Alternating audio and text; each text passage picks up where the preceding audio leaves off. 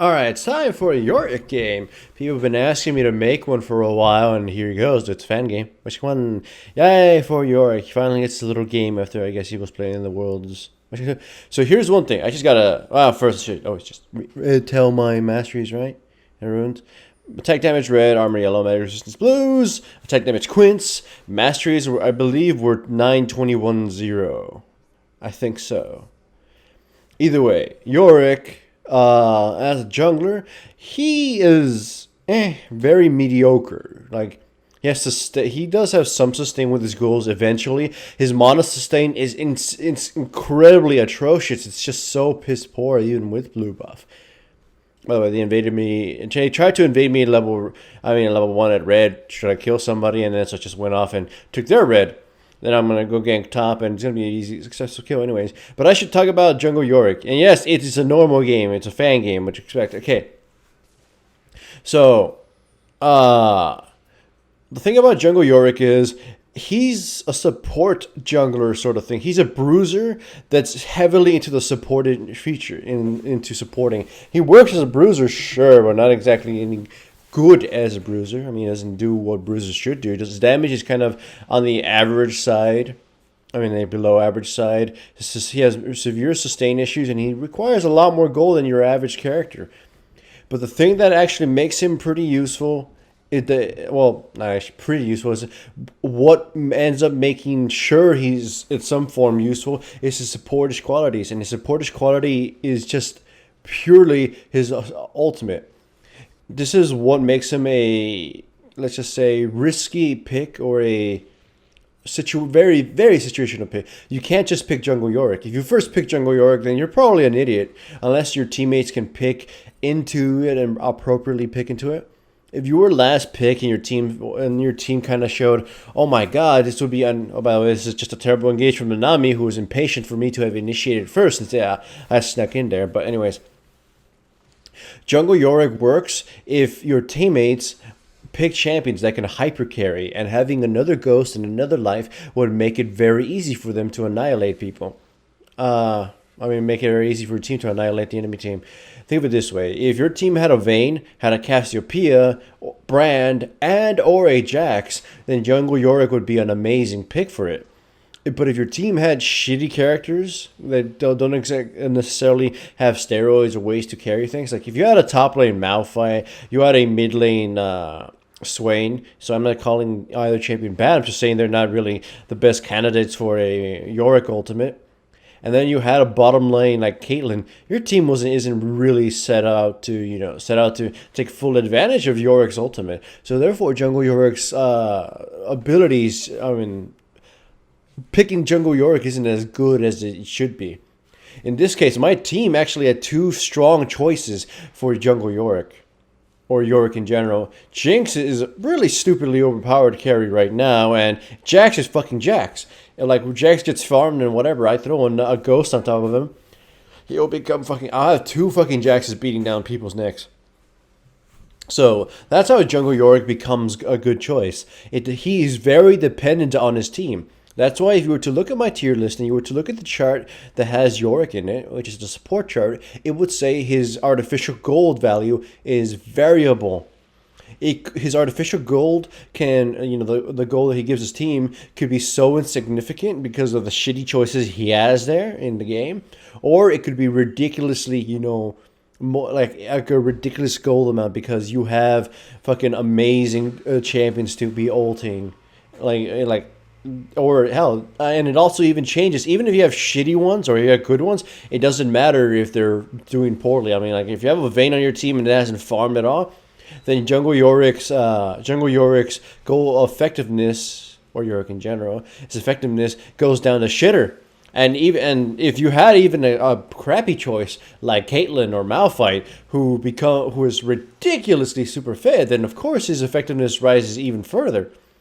Like that's the biggest problem with Yorick. He's very reliant on his team in more ways than one. For starters, like I already mentioned, is their team choices, champion choices, how well they're doing, and what opponents they're facing. That is what makes Yorick a good champion pick in some cases. So if you can justify it, if you can rely on your teammates so much, then he's a good pick. Of course, he does have, at some point or another, he can become big enough to never fucking die. But to be honest, if the enemy team lets you get to that point as Yorick, then they made a mistake. Anyways, I haven't been saying much about the game itself because you can see it's kind of standard fare. Both teams are kind of running around, killing each other whenever it's possible, making weird mistakes and missing ultimates. So I'm taking this chance to talk more about Yorick because Yorick is an interesting champion to pick in the jungle. I've only ever been able to justify him once in an actual serious game in Season 2, though. And he did well. I did very well with him because I had a Cogma back when, Cogma was the fucking shit. And I don't mean shit as I mean I was fucking OP as motherfucker. Kog'Maw was OP, and my mid teammate liked to play Brand, and my top laner liked to play. Well, he liked to play Graves in top lane. He liked to play other weird champions, but yeah, he would play characters like Irelia top. So I'd have everybody I could ult as Yorick, and it was magnificent. It was spectacular. Though most of the time they would play Yorick top lane, and only rarely would I play him in the jungle. But still, I digress. Jungle in this game, my team, as you can see, I am pretty much really fed, and I've helped my team get ahead by ganking their lanes and making sure they didn't lose. And now, following my lead, and the whole fact that I have a blue buff and a shit ton of mana, I'm just pushing ahead and helping my we're gonna try to get this tower. However, we're gonna get a little too greedy. The turret is tanking me because I guess a ghoul decided to, strike my opponents. So I couldn't shake off the tower, so I took way too many tower shots. We kill Thresh though, but everybody else commits a little too far, and I get myself snared. And we trade Lux's life, and then we end up trading Jax's life. So we ended up trading a 2 for 2, and it's not exactly worth it because we could have just focused the tower, not have lost anybody, or killed Thresh, and then just taken the tower and been on our merry way. So it was not worth it because we got no tower, and it's going to let them push out. They got mid out of this, and then Lux got a little overzealous and just got herself killed. Anyways, my team, we can win team fights easily. Their team comp is not that bad, and I mean, they have Yorick and Cassiopeia, but the Yorick doesn't seem to be ulting the appropriate champions. In every fight so far, you've seen me at least ult Jax. And I think I've ulted myself in a couple times, mostly because I was also beefy and strong. And as you could see, my teammate Jinx's CS for most of the part of the game, it wasn't very high. But here we catch a Cassiopeia. She just gets unlucky and gets snared. And by unlucky, I mean out of position and gets snared. Blue has been going to me because I am one fed motherfucker and my mana is intensive. Fight happens middle, I catch the enemy Jinx, and I just, haul ass. She can't fight me. I'm way too fucking fat for her to deal with. So, just slow her down constantly and beat her to death with a shovel. And then, in comes the fight. Yorick with Cassiopeia. Yorick ults himself, I believe. Yeah, Yorick ults himself, and now we're fighting the melee. I ulted Jax, and Jax just managed to beat Yorick to death in both forms. And, yeah. If Yorick had ulted Cassiopeia, it would have made a bigger difference because Cassiopeia deals a shit ton more damage than fucking Yorick. So that was just a poor use of his ult and an excellent use of my ult. Though of course we would have won anyways because we had numerical superiority. So the enemy team engages on mine, and I managed to catch them from behind. I throw in the ghouls. I decide to beat Jinx to death once again with my shovel, while the rest of my team cleans up those guys in our jungle. And poor Jinx, her death scream is funny as fuck, by the way. Yeah. It's like she just got stabbed. Anyways, cleaning up these minions, going off to their turret. My team is just running around in circles. I was asking my team, hey, let's push mid. We catch Yorick, of course, and we murder the living shit out of him.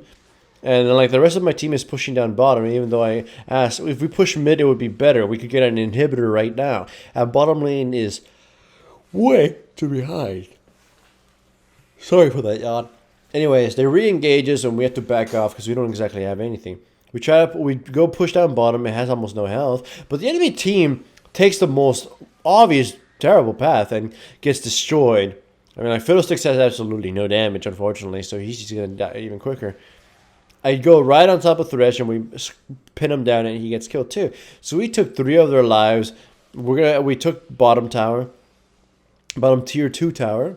And now we're pushing out for their base. They have 3 dead still, and I just say, you know what, they're going to be alive. We're kind of bad on mana and health, and mostly my case. So let's just go get Dragon for free. Dragon is free, so go in there, just slaughter this little monster thing, and I'll go back and buy even more cooldown reduction and more mana with a Glacial Shroud. That's important on Yorick. Jungle Yorick is insanely mana intensive, and Yorick in general is insanely mana intensive, even with blue. However, cooldown reduction on mana is perhaps his best items, or best item combination. Spamming the spells is insanely efficient on him, or insanely kind of the best way to play him. I mean, remember his passive. If you have your goals up, he becomes even tankier. So their Yorick is tanking the living crap out of us, and he's finally dead. He tanked us in his life form, and he tanked us in his undead form, or his super undead form, or whatever. Fight occurs. I don't take enough damage to die. In comes Fiddlesticks, and he misses his ultimate, and I run away. So there's some wasted ultimates from their part. Right, in comes another fight. We're not exactly at full health, but they get hit by a good Lux Laser and get annihilated. And then they try to fight with low health and they get picked off. And let's just beat Jinx to death with a shovel again. And then Yorick shows up out of nowhere. He flashes forward and I'm slowing him down, trying to kill him. I could have ulted Jinx, but I didn't think the Jinx would go back in and get killed by the Yorick. I mean, she could have used her Q and not used her Gatling gun. But, I mean, she could have used her rocket launcher and not used her Gatling gun and shot him from afar. But she got too close. He ignited her and then ghouled her to death. But with that, the enemy team decides to surrender. And I finally uploaded a Jungle Yorick game that you guys have been wanting ever since you saw him in Worlds. Remember, he's ridiculously situational.